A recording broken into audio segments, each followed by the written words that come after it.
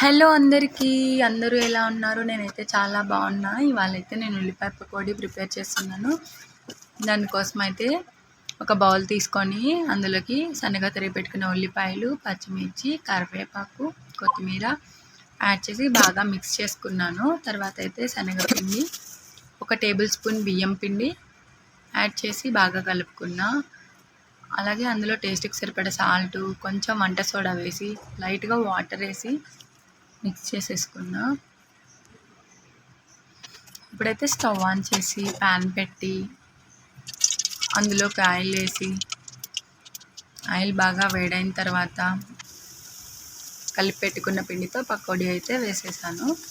ఇప్పుడైతే stove medium ఫ్లేమ్లోకి adjust చేసుకొని పకోడీ అనేది గోల్డెన్ కలర్లోకి వచ్చేంత వరకు బాగా ఫ్రై చేసుకున్నాను. ఇంతే, మన వేడి వేడి ఉల్లిపాయ పకోడీ ప్రిపేర్ అయిపోయింది. నా వీడియోస్ కనుక మీకు నచ్చినట్లయితే లైక్ చేయండి, షేర్ చేయండి, నా ఛానల్ని సబ్స్క్రైబ్ చేసుకోండి ఫ్రెండ్స్. సపోర్ట్ మీ ఫ్రెండ్స్. అలాగే మీరు మీ ఇంట్లో ఇవాళ ఏం ప్రిపేర్ చేశారో నాకు కామెంట్ చేయండి. Bye friends.